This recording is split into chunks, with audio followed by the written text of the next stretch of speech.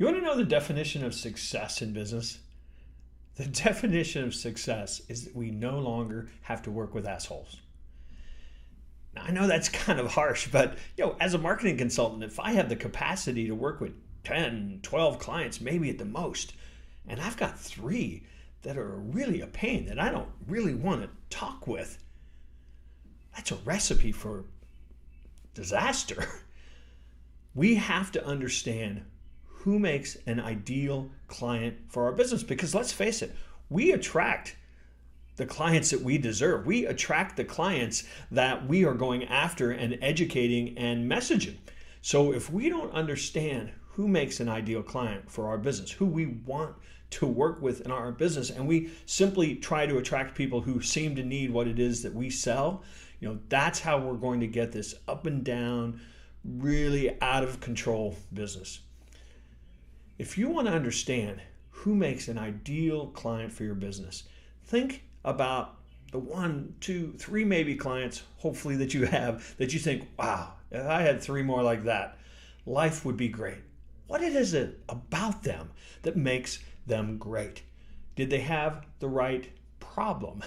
Do they have the right mentality? Do they have the right mentality about how to solve that problem? Do they have the right motivation?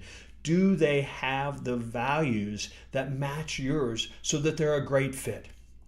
Here's how I want you to think about doing.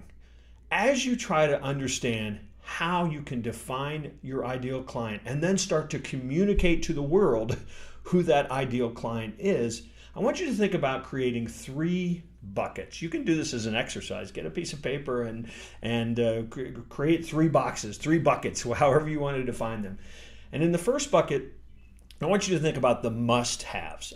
This one's pretty much the demographics. This is the stuff that somebody has to be a business. They have to have so big a size. They have to be in certain industry. It's all the stuff that we generally stop at. Then I want you to think about the second bucket. In those clients that you love working with, what is it that's nice to have? What are some of the behaviors? What are some of the problems that they're trying to solve? What are some of the challenges as far as their people go that you know that you actually can help? Because you've seen that before. You've had that sales conversation with somebody and they start kind of listing off the things that are going wrong in their business, and you say, aha, this is a business that I can help. Those are the nice to haves. And then I want you to think about, in bucket number 3, ideal. So this one's a little harder to define. This isn't something that's going to be on a list of demographics.